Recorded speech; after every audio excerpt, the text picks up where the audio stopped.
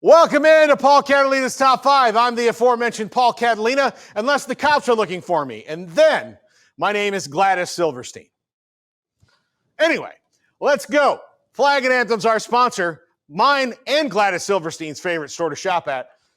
Flagandanthem.com. Use our promo code 365sports for a discount at checkout.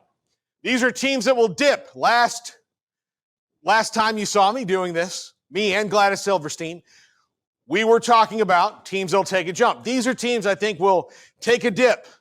In the words of the immortal Freak Nasty, I put my hand up on yo hip. When I dip, you dip, we dip. These teams will take a dip. Number 5, Miami. I am not a full Carson Beck believer. I think he's passable as a quarterback. I don't think he's lived up to his recruiting ranking in that. And I think Georgia was not happy to see him go, but maybe a little bit relieved.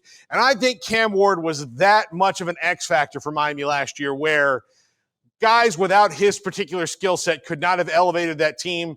I think they've done well in building the team around them, but I don't think that they're going to be as strong an ACC contender as they were last year, where they're in it to the very end. I think there's still something missing, and I think that something is probably going to be a lot on the defensive side of the ball, but also a little bit at the quarterback position. Carson Beck, not the leader that Cam Ward is.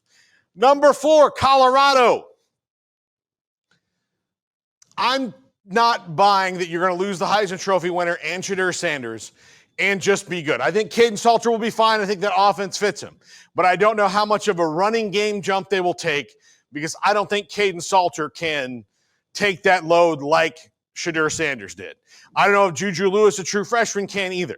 Now, I think this is probably a momentary blip as Deion looks to move on in an era where he doesn't have his sons playing for him and Travis Hunter. Those things will all change, but I think there's a little bit – I don't think they're going to be tragically bad, but I do think they're going to be a little bit feast or famine during the year. Number 3, Ole Miss. Austin Simmons is an interesting young prospect. Lane Kiffin also builds a very interesting roster year after year. I just don't see it with them being able to contend for the SEC like they were a year ago and be a playoff caliber team. I think this team takes a little bit of a step back, not a huge one, but this is a team that is probably a top 20 team or so, but not a top 10 or 15 team. I don't see it at all. I don't see them being a playoff team, but again, stranger things have happened. Number 2, Oregon. Dan Lanning is probably the best young coach in college football right now. It's either him or Kennedy Dillingham, and guess what? They work together. But Dan Lanning alone can't help this team out when it comes to replacing all the people that they have to replace. They're replacing a quarterback, a running back, wide receivers. One of their better ones, Evan Stewart, out for the year right now, or it appears that he'll be out for the year after an injury he suffered in the spring. A lot of parts on defense they have to replace. And in modern college football, it's not really replace or reload. It's somewhere in the middle. I think they'll be very good and very fun to watch. I just don't think that they're going to be quite as scary as they were 1 year ago. And number 1, the national champions, Ohio State. Why do I think they'll dip? Well, it's kind of obvious. I don't think many people are going to win back-to-back titles anymore in college football when you have a 12-team playoff and you have as many games as they have to play and you have roster turnover. And for them in particular, they have coordinator turnover. Brian Hartline, not so worried about. Matt Patricia, I've been very open about.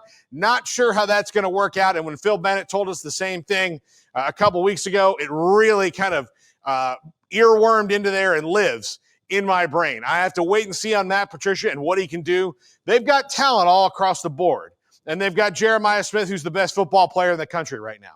But they have a redshirt freshman quarterback who I think is going to be great, and they lost Quinshon Judkins. They lost Travion Henderson. There's a lot to replace that offense. So similar to Oregon, while Ohio State's not going to be anybody's favorite team to play, they're more vulnerable this year than they have been in the last few.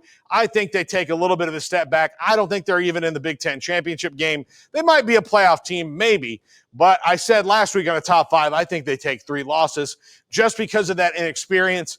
And then they kind of regroup next year and probably come back loaded for bear. That's going to do it for the top 5. Andrew Valade made some polls. Respect him by hearing the results.